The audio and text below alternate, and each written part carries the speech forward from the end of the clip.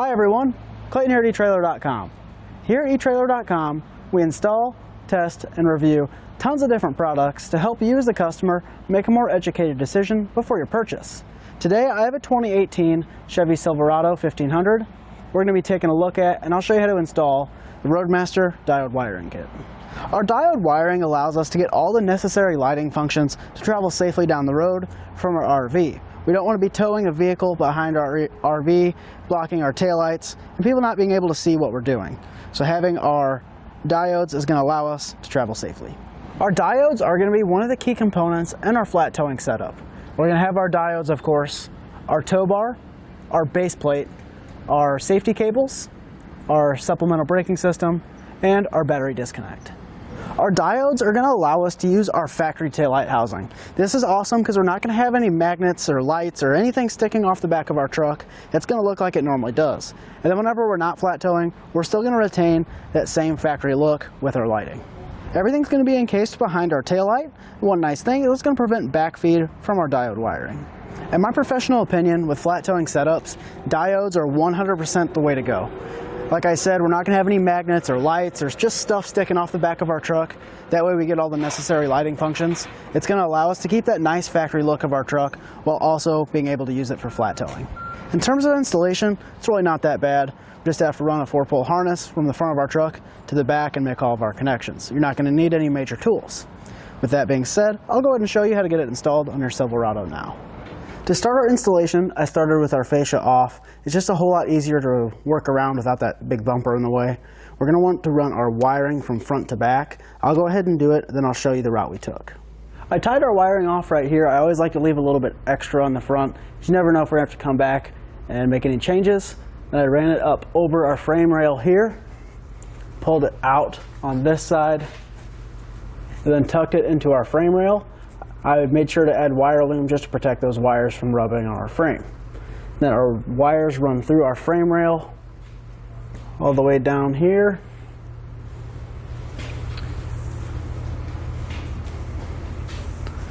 Then I pulled our wiring out right here by these factory lines. I zip tied it to these. You do want to make sure to stay away from anything hot or moving. I pulled that wire up and over our frame rail. Then ran it along this factory wiring right here, up and over our body mount, and up above here. Zip tied it to those factory lines, covered it with wire loom, and tucked it back in the frame rail. Then I followed the frame rail down, pulled it out right up here above our leaf spring, and now it's hanging from an opening in our body. We now just want to separate our wires. We now need to remove our left taillight. We're going to have two T15 Torx bits. Go ahead and get those taken out.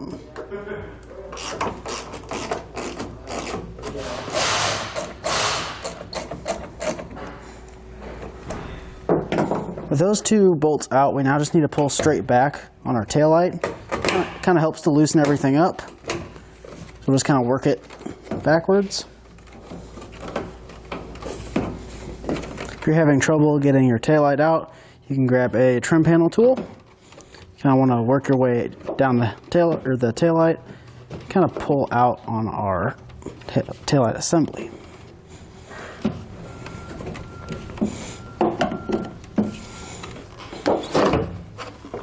Kind of just pull out like that. It's going to be pretty hard. You're going to have to work it back and forth. We now want to disconnect our taillight wiring and pull straight out on this tab. Just going to pull back on this red tab, just like so. Then we'll push down right here with our flat blade screwdriver, then pull out on our plug. And we'll have to disconnect our reverse light. We'll just want to turn this, like so, and we can set our assembly off to the side. Now we just want to strip back our wire loom, that way we can get our wires we need to work with out.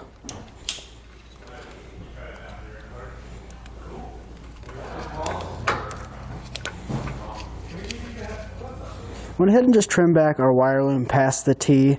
That way we have a little bit more room to make our connections. Our green wire is going to be our stop and turn, and our brown wire is going to be our taillight circuit. You can go ahead and just cut these now.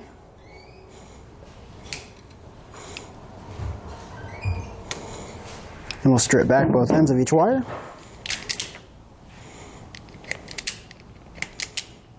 Now we just want to twist this, and we'll double it over. We'll grab one of our provided spade connectors, slide it on, and crimp it down.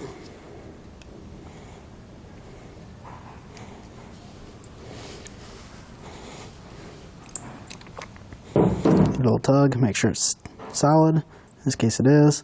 We'll repeat that same process for our brown wire. For our green wire, we're going to add a spade connector, just like we did on the other side. And then we'll crimp that down. We can now grab one of our diodes. The end with the plug is going to be our out signal on our diode, so we'll plug that in. And we'll take this and put it to one of our in terminals. Now we'll pull up our other wiring and make our connection. All we want to do is climb back underneath and then push our wires up through our opening, and then we can pull them up through the top.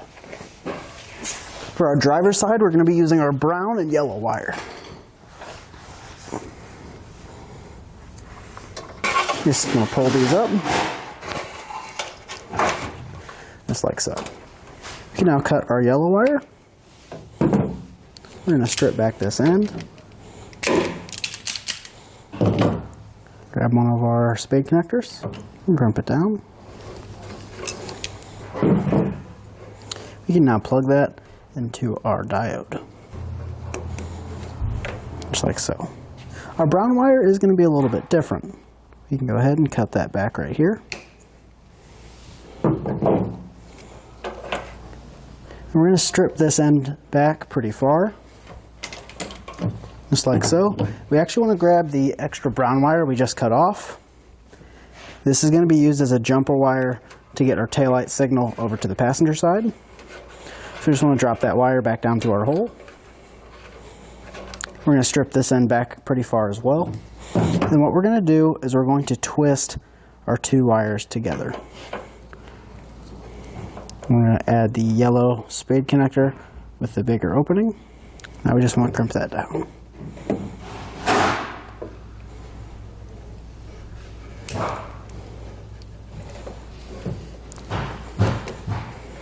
We'll push our extra wire back down. We'll take these two that we connected and add it to the end signal on our diode. We can grab our factory wiring and add our last spade connector, just like so.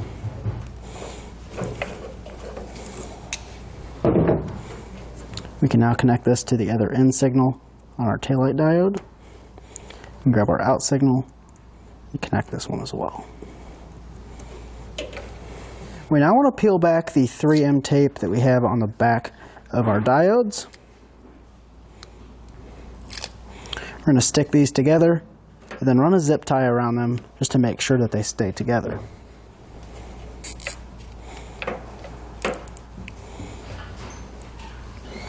And trim off the end of our zip tie. And then what I'm going to do is I'm going to zip tie all of this to our factory wiring just to clean it up and make sure it doesn't go anywhere.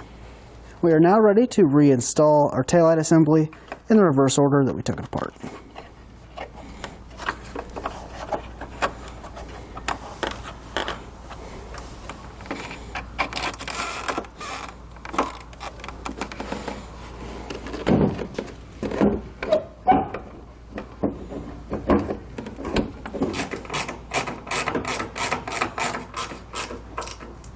We're going to be extending our brown wire with the yellow wire that we cut off from our driver's side. I found some extra green wire to extend our green wire. Make sure you use a heat shrink butt connector. If you don't have any, you can find them here at eTrailer.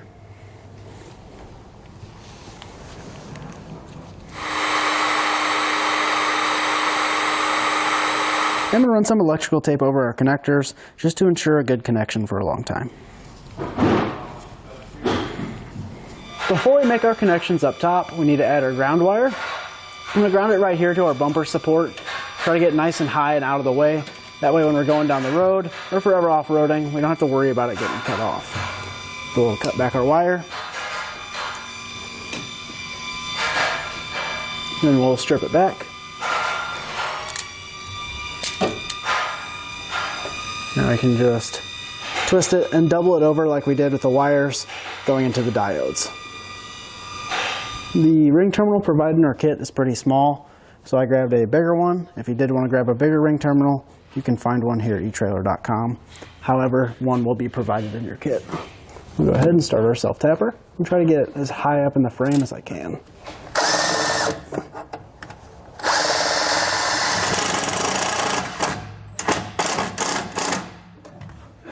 And then to run our wires over, we did have a factory harness that runs from left to right. I just followed that all the way over. It's really tight, you're really not going to be able to see it up here, but if you just zip tie that wire along there, it'll come out over here. This is where our wires come out. I just zip tied it to our factory harness. That way when we pull it straight up to our taillight, there's not going to be any extra. Now we just want to remove our passenger side taillight the same way that we did over on the driver's side. The wires on our plug on the passenger side are the same as the driver's side. So our green wire is going to be stop and turn, and our brown wire is going to be taillight. So we'll be connecting our yellow wire to the brown wire and green to green. We're going to do this the exact same way that we did over on the driver's side.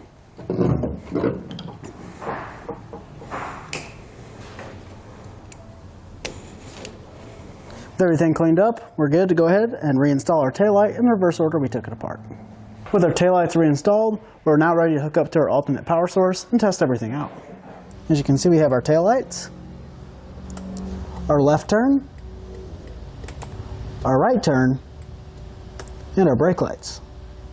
Now ready to mount our wiring. As you can see, all I did was drill out a hole in our fascia using a 1 3/8 inch hole saw. With that hole drilled out, pulled our wires through and connected it into our plug. We're just going to push all of our wires back in, add our boot over our wires,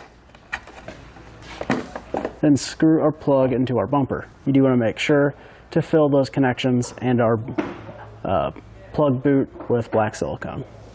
When we went to reinstall our bumper, we're actually going to have to trim out a little bit more. I'm just going to take this line out to about here, then kind of follow that factory line down to this corner. We're going to want to do this on both sides.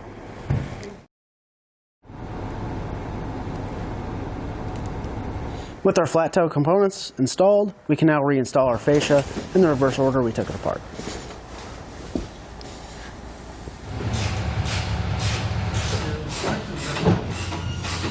With our truck hooked up to our RV, we're ready to hit the road safely. That's going to do it for our look at and installation of Roadmaster's diode wiring kit for our 2018 Chevy Silverado 1500.